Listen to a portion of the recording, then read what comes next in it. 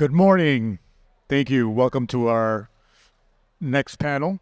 I am Francisco Alvarado. I'm a reporter with The Real Deal South Florida. And today we are going to be talking about the big shift, why power developers are choosing South Florida with two heavyweights in the game, Miki Naftali and Peggy Olin. Morning. Miki is founder, chairman, and CEO of the Naftali Group, which has built $15 billion in real estate globally. Peggy is CEO of OneWorld Properties. She is a strategist, among the top brokers and strategists in the luxury condo market. She's, in addition to working with Naftali Group, she's worked with BH Group, Merrimack Ventures, the John Buck Company, and many more. So, with that, we're going to kick it off with asking Miki. Thank you for joining us today, Miki. What's been the biggest challenge for you entering the South Florida market? What's the hardest thing that you've experienced in this market compared to the other markets you've built? Good morning, guys. How are you?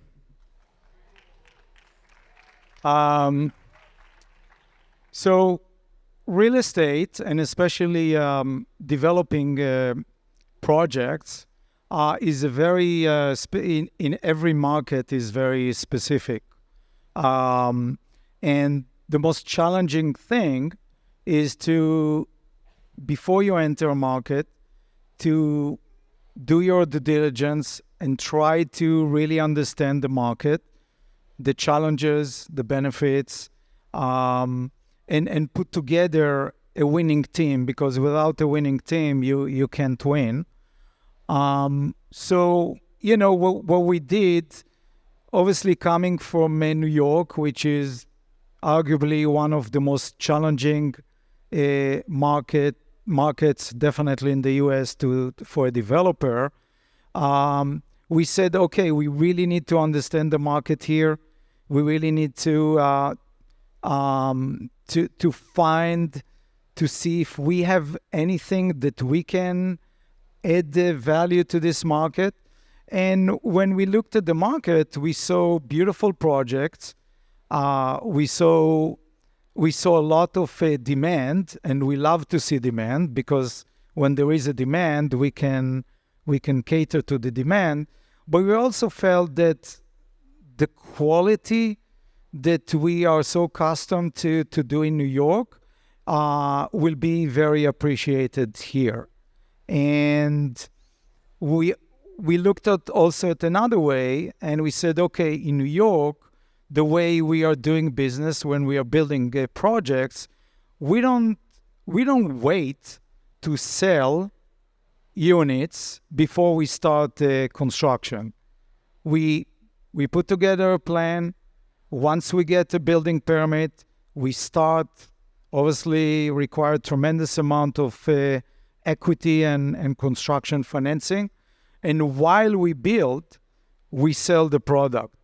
And when we looked at the market here, we thought, okay, this is, instead of adapting to some of the typical model here, first selling 50, 60, 70% of the units, and only then start to build the project, we decided that we will take the New York model.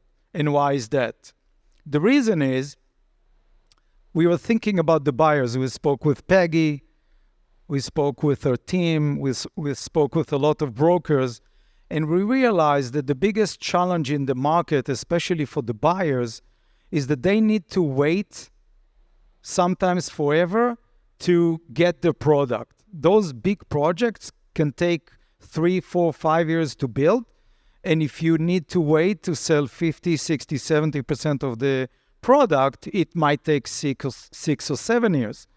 So for that reason, we decided, okay, we'll take the New York model. We'll listen to what buyers want to see here, but we'll start construction. And that's what we did. And Peggy will tell you from her point of view, but I think this is very beneficial for brokers as well as for the end users, for the buyers. Peggy, when out-of-town developers like Miki come to you and they want to come and build here. What do you tell them? I mean, what do you advise them on, and how do you break them into what to expect in South Florida? Good morning, everyone. First of all, this is probably the most exciting topic for me to speak about, the big shift. This is what you're calling, right? This panel. Yes. The big shift. To start, South Florida, and I think you all will agree with me, South Florida no longer needs an introduction. It doesn't need an introduction. We used to spend years pitching why South Florida was the place to be. And thanks to all these billionaires that are coming into South Florida, bringing this excitement, I think is just fascinating. So one of the biggest reasons why Miki's here, why most of the developers that are coming from not only New York, but other cities are seeing the excitement, is they're seeing the excitement in a city that it's growing, that everybody is marching in the same tune of let's make the city better. Let's create better education. Let's create better transportation. So when you have an environment that the government and the locals are really so vested into making and continuing to make Miami and South Florida the cities that are known across the world, this is the reason why Miki's here and everybody else is here. Okay, so when they're here, though, how do you prepare them to build in this market? I mean, do you help them with the political landscape? Do you help them understand the culture of South Florida? Sure. I think the biggest, and one of the biggest things we talked about from the beginning, Miki, I think, was learning that we are so, the broker community is so important to us. And the broker community is what moves South Florida. And it's what developers, coming from New York, it's a very different mentality. We cultivate the broker relationships here. Us, our team, all of us are so vested in making sure that the broker community continues to support us. So that's one factor. Also the commissions. I think that when, the New York developers and most of the developers from all over the country, they're looking at their models. They're like, wait, what? You're getting paid 6% commissions to outside brokers? This doesn't exist in New York. I think you and I had this conversation, Miki. That's for sure. Did you have sticker shock? Is that what happened?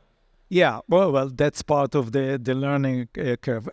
Look, brokers are extremely important because for us, or, in my opinion, for any developer, because when you create a product, we are in a crazy business. Think about it. We are spending, for example, in our Miami project, this is a $650 million project, right? So think about it, for someone like us to design a project and to take a commitment to invest $650 million for what? Who is the end user? Who is the buyer? If you think about it for a second, so if you don't listen to the market, if you don't listen, so of course, Peggy and her team, we hired them because we thought that they are the best for our project. But in addition to that, we through Peggy and her team, and other brokers that are approaching us, we are trying, before we design a project, we are trying to understand what the buyers are looking for. And the only way to be successful as a developer is to design and build the product that the buyers are looking for, not what I personally prefer, and with all due respect, not what Peggy likes. It's really what the buyers are looking for, what is missing in the market. Now, part of it is obviously to work with the brokerage community and understand, and that's a big difference from New York, because in New York, core broker is getting 3%. That's the market. So when you come to Miami, for example, you need to understand, if you're going to take a position as a developer that you pay only 3% to a core broker, no one is going to bring buyers to your project. So that's part of the learning curve, obviously. And among other things, that you need to prepare yourself to design and build a building that will really cater to the demand in the market. Now, excuse me. And Miki, when you were looking at South Florida, why did you decide on Miami World Center and Fort Lauderdale for your projects? So that's a great question. I think that we all agree here that traffic is a nightmare. I mean, let's be real, right? Traffic is a nightmare. We all spend too much time moving from point A to point B. Now, coming from the mentality in New York and I develop in many other cities around the world, there is something really nice about being able to walk, at least to do some of the things that you need to do, that you can walk. What I call a walkable neighborhood. So, when we looked at Miami, we thought, and you probably might have a couple of other ideas, but we thought that there are two truly walkable neighborhoods in Miami. In Miami Beach, south of Fifth, is a beautiful neighborhood. You can walk to wherever you want, to the restaurants. You can walk along the promenade. You can walk to your local, to Pura Vita or whatever. It's a walkable area. You don't need your car every second to go from point A to point B. Miami World Center, since it's a new neighborhood, the developers that designed the neighborhood thought about an urban environment. They designed it in a way that every building, every lobby, every entrance to a building is directly at the same elevation of the sidewalk. It's not the case in every neighborhood in Miami. If you think about it for a second, many buildings you need to go up. They are not really have a direct relationship to the sidewalk. They don't have retail corridors that are only for pedestrian. So Miami World Center was designed in this way, and we felt that this is a good neighborhood for us to develop. That's the reason. Now, Fort Lauderdale, I mean, I don't know how many of you are also working in Fort Lauderdale, but, Fort Lauderdale is a great city. There is not as much inventory or much competition in Fort Lauderdale, the same as in Miami. And yet there is a lot of demand. There is a lot of money, different type of buyers. And we felt that we can bring our quality of not only design, not only beautiful renderings, but our buildings, when we finish to build those buildings and we deliver them to the end users, they look exactly the same as the renderings. The quality is there. Every building that we built in New York in the last 30 years is standing there, and it's still testament to the quality that we built. So we felt that in Fort Lauderdale there is a demand, and there is a place for us to bring our project over there. So what we're doing in Fort Lauderdale, we're not ready yet. We are launching in a few weeks, probably 3 to 4 weeks. We are launching the Viceroy private residences. It's a branded project, but the quality is of the design and the aesthetic is very, very nice. So, we think that there as well, the market will appreciate the project or the design that we're bringing. Peggy, so, when we're looking at the luxury market, people always think of Miami Beach, West Palm Beach. What is it about Fort Lauderdale that people are missing? Well, I actually live in Fort Lauderdale. I raised my kids in Fort Lauderdale. I'm a huge fan of Fort Lauderdale. It's very different. It's understated. There's a big quality of life. The waterways are amazing, right? Depending on where we are. There's just a lot of neighborhoods, not only, throughout South Florida. If we're looking at South Florida and developers that are here today, coming into the conference, we're having conversations yesterday. Everybody's excited about where to go next, because there is such thing as, yes, we have everybody looking for the luxury projects, the branded projects, but there's also a need for other type of projects, right? People that are coming into the city who want to be part of the city, who may not have $2-3+ million to spend on something, but they want to have something that's affordable in a fantastic area. And I think that's the beauty of South Florida right now, that there are just a lot of neighborhoods that will be popping up that, look at Wynwood, what's going on, look at different areas, even, by where Miki's in Fort Lauderdale, that's in the Flagler Village area of Fort Lauderdale. There's a lot of different neighborhoods and pockets that are going to be looking into that expansion. Also, on who's buying, right? Because if we're looking at South Florida and who's buying, we have, and we've been seeing a lot of the influx of the U.S. buyers, thanks to, what's going on in Chicago, people moving down, and, in California and New York and all of those. But regardless, when we're looking at, there's a huge influx also and continues to be of international buyers that are coming to South Florida. I mean, if we're just looking at numbers alone from, 2023, there's over $40 billion of international dollars that have been spent in the United States. Over 20% of that just comes to South Florida. And those markets continue. And guess what? Because South Florida, it's today, you could be anywhere in the planet and you say, I am from Miami, I'm from South Florida, and everyone's excited to understand, to hear more. It doesn't matter where you're sitting. I am sure that everyone in this crowd has experienced that over the last couple of years. And I think that's the excitement that we'll continue to see.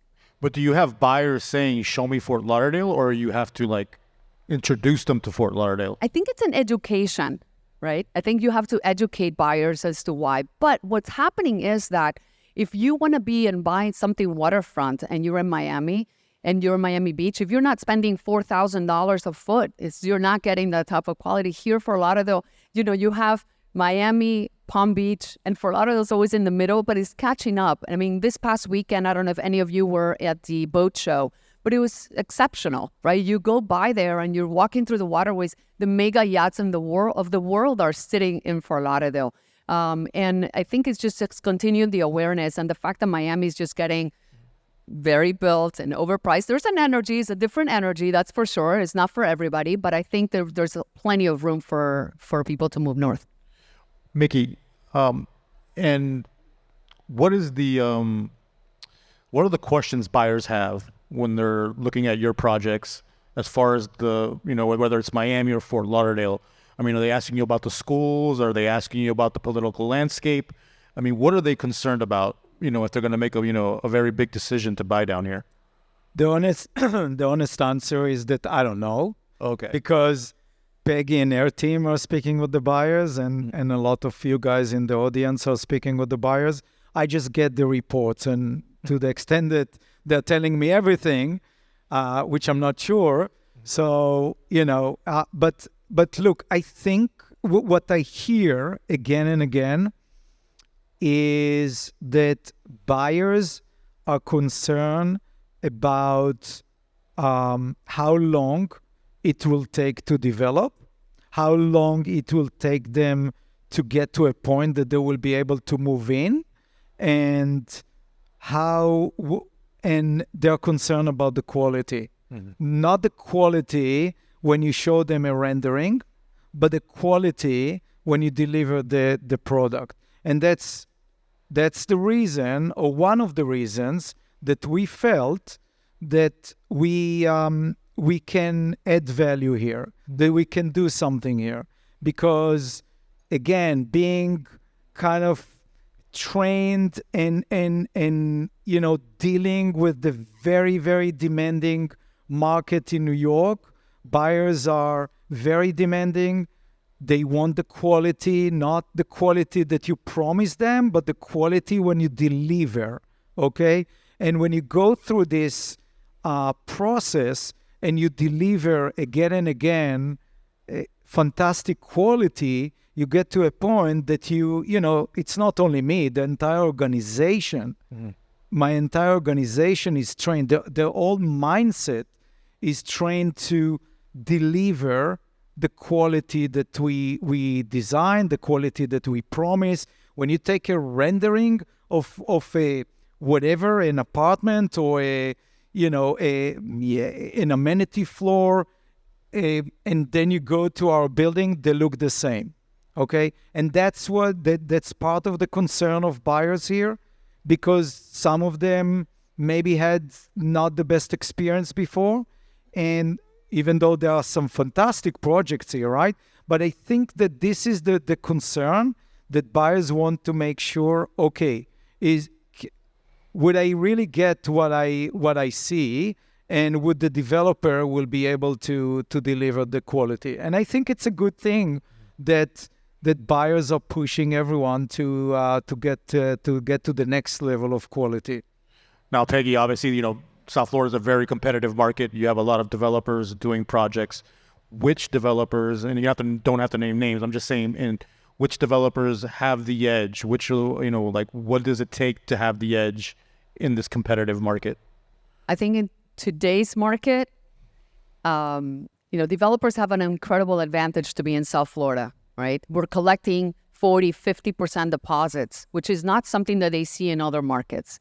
The deposits are, the buyers are willing to risk and trust in the developer. So the trust is important.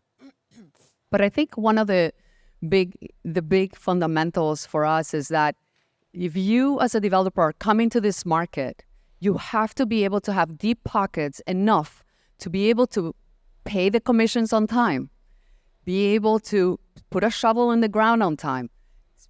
You promise something, you deliver it. Kind of like Miki said, I'm promising luxury, you deliver. Obviously, right now, what buyers are concerned about is this project going to get built, and how long is my money going to be sitting there before I see something happening in the market? And if we're looking in, hopefully, more developers like Miki, what he's doing in some of his projects, that are saying, I want to put and start building and put the risk. In New York, people don't sell until you get to the rooftop, right, Miki? I mean, until you are actually topped off, you don't start selling in New York. We actually start selling 12 to maybe up to 16 months before the project, our New York projects are complete. So we have a short time to sell, but the superstructure is up. Usually many times the facade is already almost done and we walk inside. Yeah. Okay, I'm going to switch it now to you, the audience. If anybody wants to come up and ask a question to our panelists, now is the time. Anybody want to ask a question? You, sir, over here. They're going to give you a mic right here.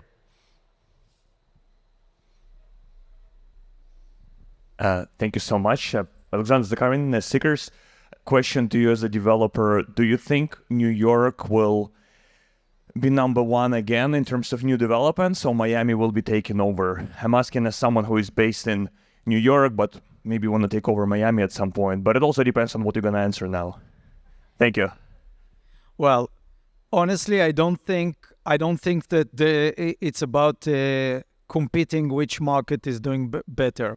I can tell you the following. We have 4 sales offices in New York that we opened in the last couple of months, different neighborhoods. All of them are doing fantastic. At the election day, we had in every sales office, there were multiple showings. There's election, people are buying. But the point is, for those that thought that New York is dead and everyone are moving to Miami or whatever, that's not true. New York is a very strong city because New York reinventing itself. So people want to be in New York.